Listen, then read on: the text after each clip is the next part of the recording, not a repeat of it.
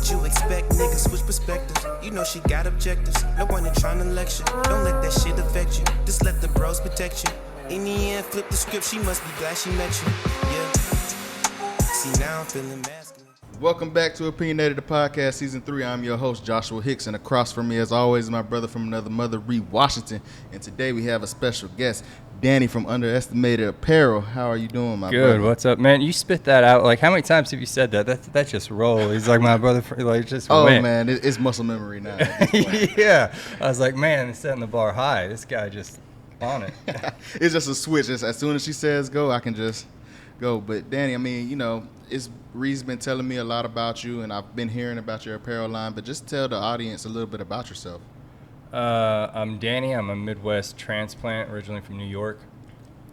Been in Kansas City long enough to claim it as home. I still travel back and forth quite a bit, but about 2018, started up my own brand, Underestimated Apparel. It's like a gym fitness apparel. And it kind of came about in a weird way. We all know that, like, when you get with your significant other, your girl or your wife, like, they kind of control the money, you know? Right. So, like, no matter how much you make, they still, and we were driving one day, and she's like, I like those pants, those are nice. It's like, yeah, I got like 3 pairs. She's like, those are super cool. Somehow, how much did they cost came up, and I was like, oh, they were $80. I thought she was gonna wreck the car. She's like, are you effing stupid? $80 joggers, what's wrong with you? And I was like, what, they're nice, I'm gonna wear them all the time, it's gonna be worth it. She's like, no. I was like, fine, I'll just make my own. I'll just make my own joggers. And she's like, okay. And so from that point forward, it was like just a seed in my head. I was like, I gotta do it. And then kind of blossomed into what it is today. Unfortunately, if I could go back, I would probably ask for help. It was like a very prideful thing. I was like, bet you don't think I'm gonna do it, I'm gonna do it. And then I probably made a lot of mistakes along the way, and every drop and every release, we get a little bit better and get a little bit more popular, and people jump more on board. But it all came from that one car ride conversation where she was like, "You're an idiot." So, sometimes stuff like that pushes you. Just to take it back a little bit, but before that, did you ever see yourself doing this, or did you have different, goals and plans in mind to do something with your life? I had heard like something very early on in age that people that grew up like knowing what they wanted to do in their career or something, wound up becoming complacent and like obsessed with that one thing. And so that if you didn't know, you could constantly reinvent yourself and decide, this is what I want to do, this is what I want to do. And so I kind of went with that philosophy, and I never really thought I'd get into clothing. I've been in the hospitality industry most of my life. Currently the vice president of operations for all of Casey Hops. I own my own bar and restaurant out in Harrisonville. So I kind of stuck to that, but when I dove into this, I started realizing that I liked it more and more, the design aspect, the building of the community. Not being from Kansas City, it kind of gave me an outlet to reach out, and so our big focus is community. We're always trying to help and give back and do things, and if Underestimated ever gets the opportunity, we're always going to add another seat to our table instead of another plank on our fence. So. I like that. It needs to be stamped. So touching more a little bit about the apparel, what does Underestimated Apparel kind of stand for? I think that's so big. In that car ride, I was juggling like, all right, you got to have a name first. You got to have a name. It's got to resonate. It can't just be something. And all the cool stuff that you immediately think of is taken, like the lions and the wolves and whatnot. And Alpha, which is another Kansas City brand, that was already taken. So I just started thinking of something that was good, and the only thing I could think of was Jaded Apparel, because my daughter's name, we just recently had my daughter, is Jaden. So I was like, we'll have Jaded Apparel, and it'd be like kind of after her. And I feel like that wouldn't have the same meaning to the community we were trying to build. So then I started thinking of things, and one of the first niches I got into when I moved to the Midwest was fitness, and then I started competing. And everyone's like, oh, you don't have enough muscle in your frame, you're not going to do any good, you're never going to. And so I was constantly underestimated. And then years ago, Loveland, Colorado had their first NAMBF show, which is like a natural physique show. And I won the class in that. And then I just stopped. But I was like, no one thought I could do it. And then I did it. That's hard. It's tough. Yeah. Yeah, especially now. I wouldn't even dream about it now. That sport is blowing up so much. But having that in the back of my head, I was like, well, being doubted, being thought you couldn't do something, and then my wife being like, oh, I bet you're going to make your own joggers. I was like, keep underestimating me. And then it just stuck. And so then I asked like 3 or 4 people. It's the only thing I had help with the entire time. I was like, should I do Jaded or should I do Underestimated? And all 4 of them unanimously were like, oh, yeah, Underestimated apparel. That's awesome. Mm-hmm. So. And I mean, throughout that whole process, you say that you wish that you would have asked for more help, but kind of being a man, you know, that pride comes in where you're like, I don't need any help. But when did you like have that moment where you're like, dang, I really need some help with this? Probably when the very, very, very first shipment came in. I hadn't had any athletes yet, so nothing to help spread the word or anything. I hadn't really spoke to anybody about bringing it in or what I was doing. And the first line was just men's. It came in. I pulled out my calculator and like tick, tick, tick, tick, tick, tick. It's like, oh, snap. Yeah. If I sell all this at this price, I'm going to make this. It's like, perfect. Mm-hmm. Then I sat on like 80% of that inventory for like a year. Yeah. So the implementation of rolling out the line wasn't as successful as I wanted to. And then after it did get out, I started noticing like things I could have done better. I could have gotten more advice. I could have made this cut better, that shirt longer. So it was all a learning process that I bet I could have avoided if I was just like, hey man, someone help me with this. I got this idea and I want to make it come true. But as I started evolving, started getting more athletes, started getting in front of more people, more trade shows, etc.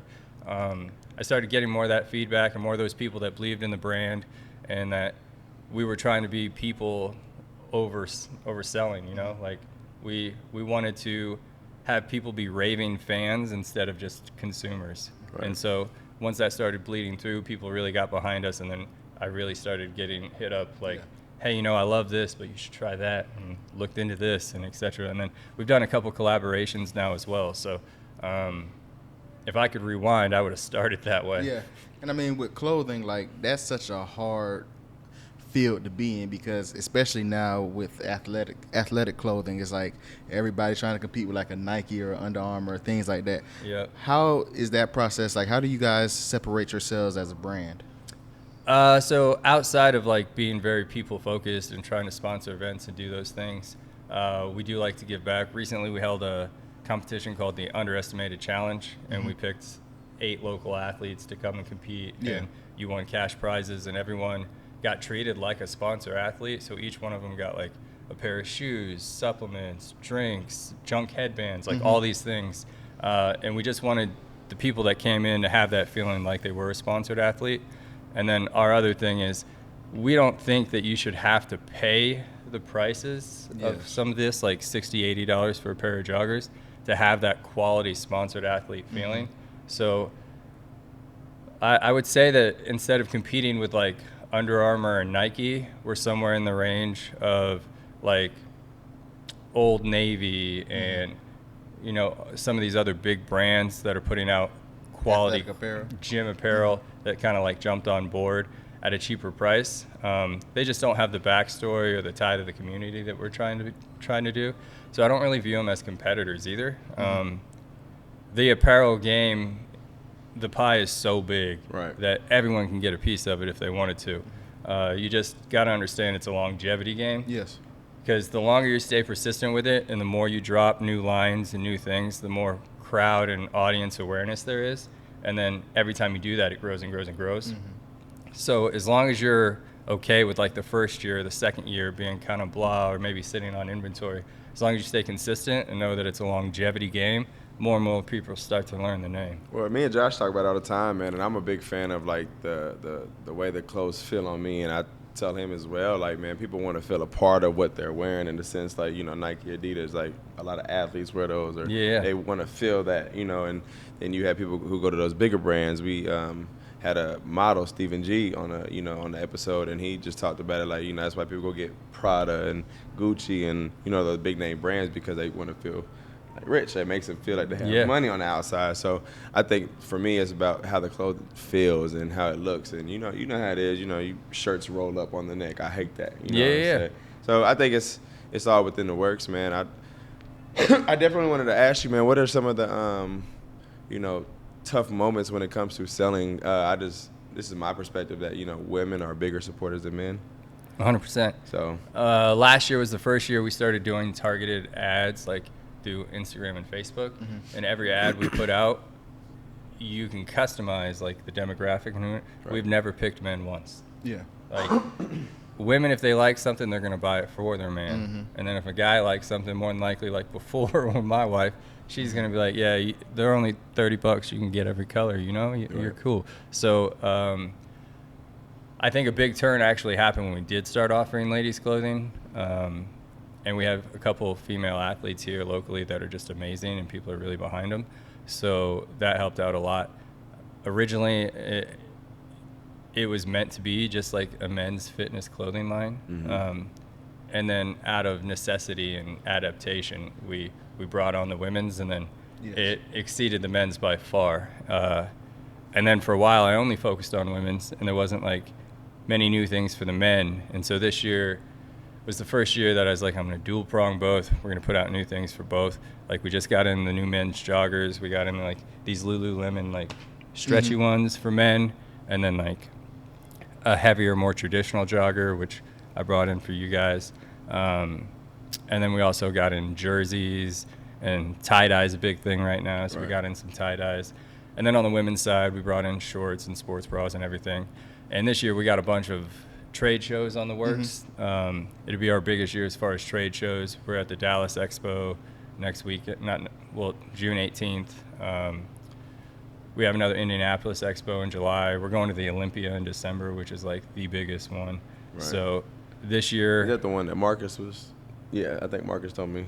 So Olympia, so all of the physique and bikini and all those shows that happen all year round for professionals, that is the pinnacle. Everyone that wins those shows or gets enough points from all the shows during the year go to the Olympia.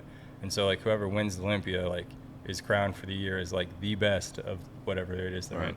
So that one's got every bit of 500,000 people walking through it in 2 days. So that's a big one. It's in Vegas and it's in December. So we're excited about that. But so that feeling must be excited to know that you kind of. You have to be invited to come too. So a brand as small of ours and still like in a growing phase. We're pretty well known here in the Midwest, in Kansas, Missouri, St. Louis, things like that. But we held that UA Challenge, which was like a series of 8 events, and it was like a timed thing, kind of like High Rocks World or a CrossFit Games, but without all like the weight strength challenges. And we had a local guy, Alex, do all the visual and the video for us. And he posted stuff and it got around.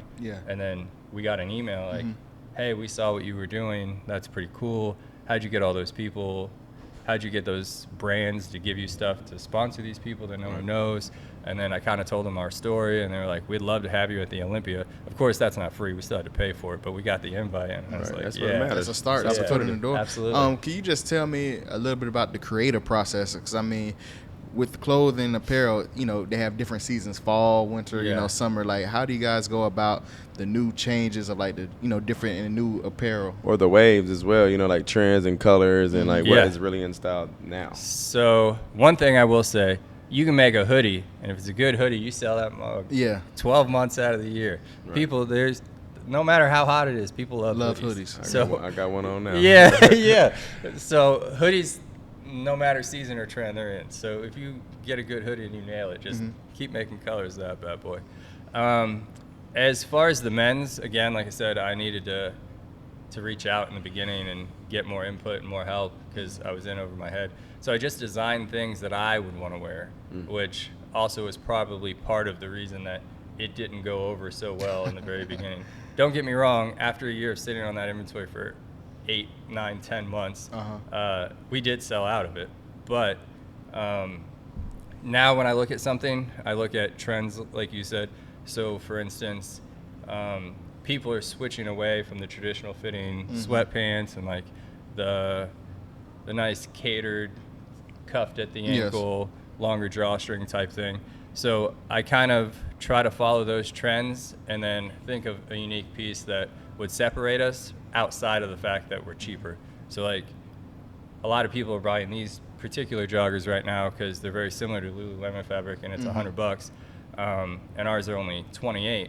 But on top of that, we kind of like blended the street style with like the aesthetics of it. So this is breathable and stretchy, but we made these really long drawstrings and put our names on it. So it's got kind of got like that flashy vibe to it. And then everything that we do, we make custom. So nothing that we have is going to fit like something you buy off the shelf.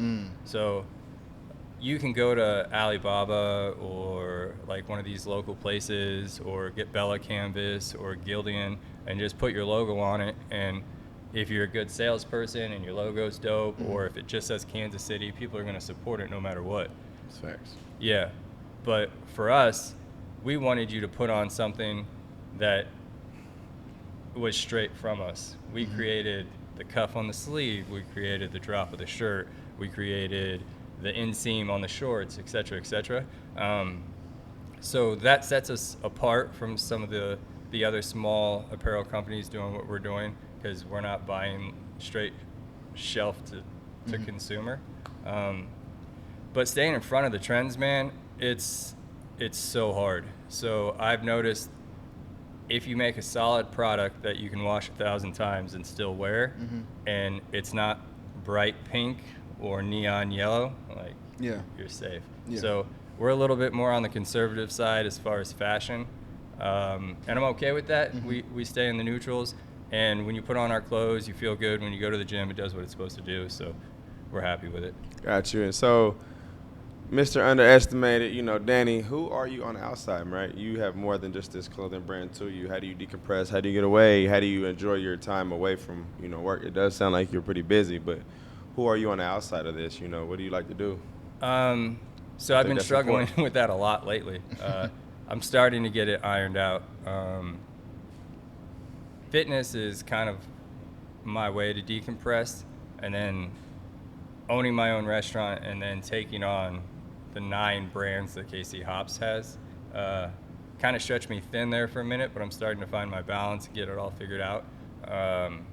But if I had to put it in priorities of lists that's most important to me, it's making sure that I can see my daughter at least once a day, you know? So whether it's I wake up at 7 with her in the morning and then get her ready, and then we go get pancakes or grab a donut or something, then drop her off at school. I had that interaction in that time to hear her talk and hear her tell me how her day or et cetera was, or be home early enough to read her book and put her to bed. And then on the flip side of that, after she's in bed, I have X amount of time that I can go do whatever I want. But where fitness is the way that I decompress and I compartmentalize the stress of the day or whatever's weighing me down, I'm also married as well. So like I have to make that decision. Do I want to sit in bed with my wife for an hour and have a conversation about our day and stay connected and put in honest effort even though we can't go out on dates and eat dinner together? Or do I go to the gym? So that's what I was struggling with for a while. And I found a balance now. Me and my wife have time every day. Me and my daughter have time every day. And then when they're both lights out, I got a chance to run, I got a chance to row, I got a chance to go to the gym. So it's completely opposite of what I'm used to, but the things that are important to you, you find time to make. So where it sounds even more stressful, like, oh my God, this guy doesn't stop, he doesn't sleep, he doesn't do anything. That is true, but I would rather do it the way I'm doing and have these small moments of happiness than just pick one overall. Multiple. And then I had a question, just going back to your apparel line, because I'm fascinated with it just for the simple fact, if a person is starting a clothing company, like how does one go about, I guess, buying stuff like wholesale? Like who do you, I don't want you to tell us who you personally go to, but like how do you go about finding places? Yeah. So in the beginning, I'll explain the escalation, how it's gotten better. In the beginning, I was getting stuff from Pakistan. So there were a couple companies in Pakistan that I reached out to. I have other friends that own like massive brands, so I was like, hey, where'd you start? I don't want to know who you're going to because I probably can't afford them. Yeah. But where'd you start? You know, go to Pakistan. Iran puts out some stuff. Go to China, you know, just look around. Wound up sticking with this guy in Pakistan. I would send him rough ideas of what I wanted. He would send me samples. We'd go back and forth. I started there. And then I wanted to start bringing in more inventory on a heavier amount. So then I went to China and started doing that. The issue I found in China, which is, it's not an issue to anyone else, but I notice it now, is China is that we make this item, we have it sitting, we'll put your logo on it and ship it. So like if you look across the industry, a lot of the leggings or joggers or stuff across all the brands are exactly the same. And it's because China is cheaper and they manufacture this stuff in bulk, kind of like the Costco philosophy. So you just buy it and you put your logo on it. So then I got away from that. And then I started doing US stuff. So there's a Texas manufacturer that will do custom designs for you. They only have a certain amount of fabric, but you can pick, you know, I want 98% cotton, 2% elastane, which is like a more sourceable spandex, basically.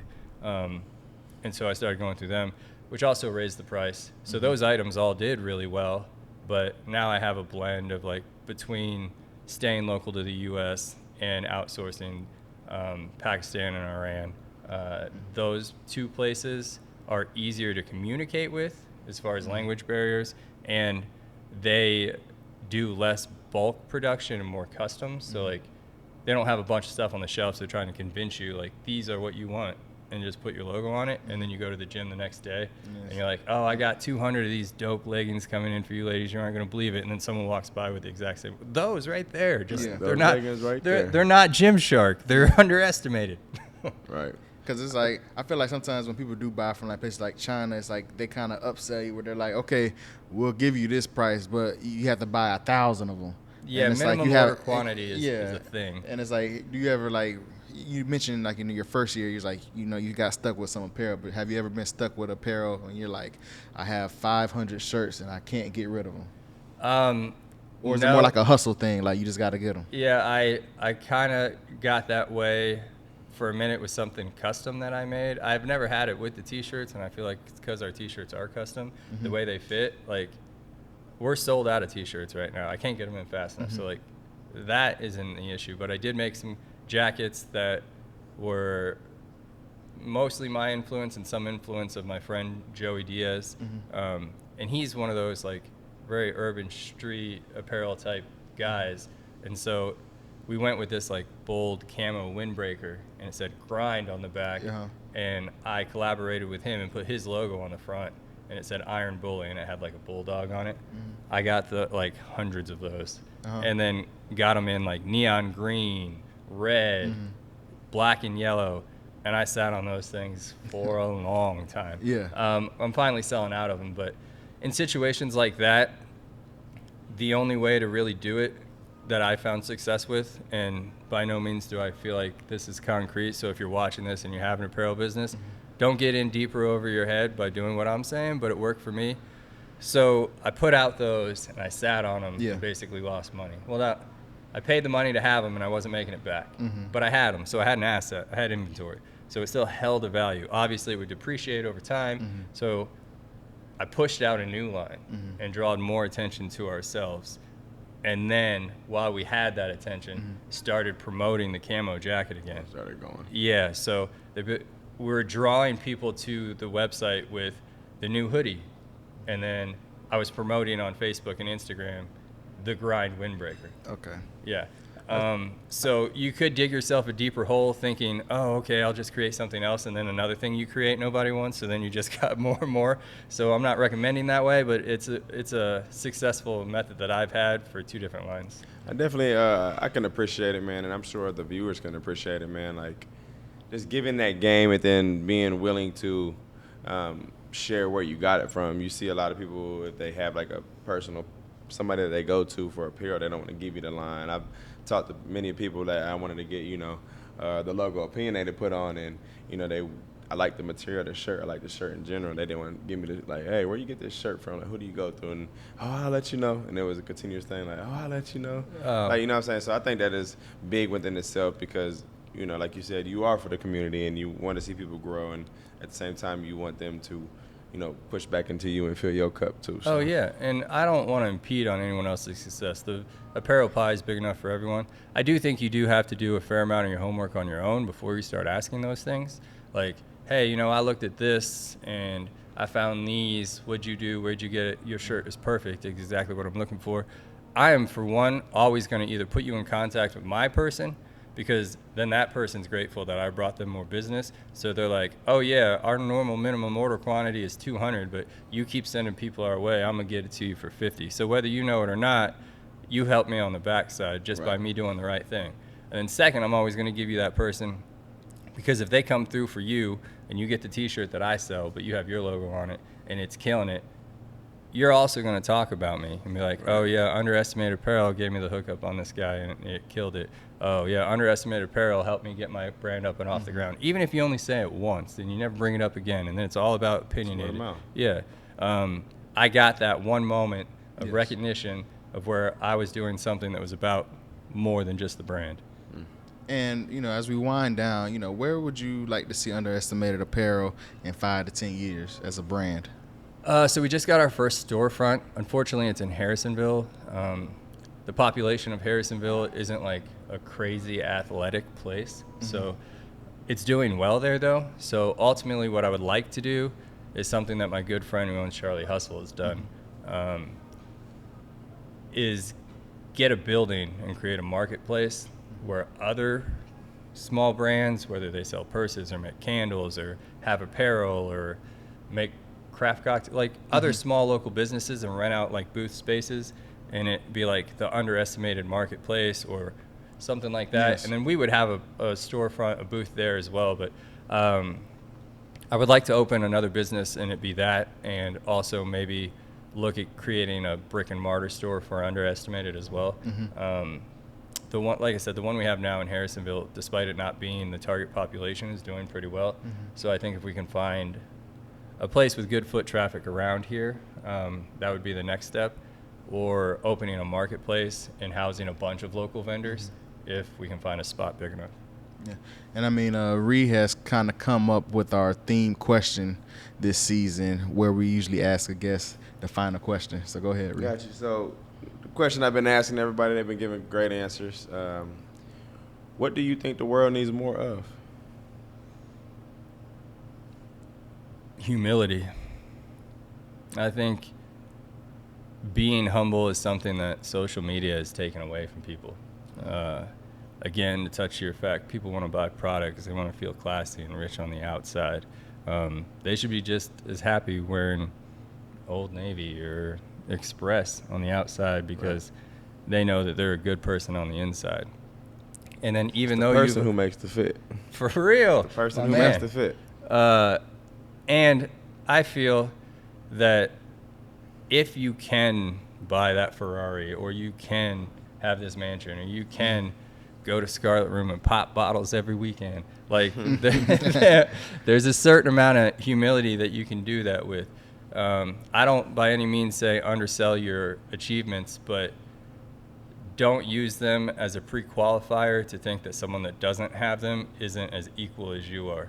Right. Like, if I own a Ferrari and you ride the bus, there's no reason I can't shake your hand and we can't have lunch. Like, I think that it's something that's dying, and it's creating a fake culture that is toxic. Yeah. I mean, Danney, we appreciate your time and, telling us about Underestimated Apparel. Me and Ree were gonna rock your stuff to the fullest, and I'm gonna make sure that. That's what's up. Yeah, I mean, he makes the stuff for the bigger people too, guys. So go make sure y'all go ahead and grab something. He goes by the name of Ree Washington. I'm Joshua Hicks. This wraps up another great episode of Opinionated, the podcast, season 3. Love always. I was once told faith makes things possible, not easy. The hardest part about life is the wanting. We want to be successful. We want to be rich. We want to be happy. Yet, what are you willing to sacrifice? Or an even better question, how will you respond if your faith and want doesn't make it happen? Patience and understanding will help you push through. Life is a marathon. As always, Sela.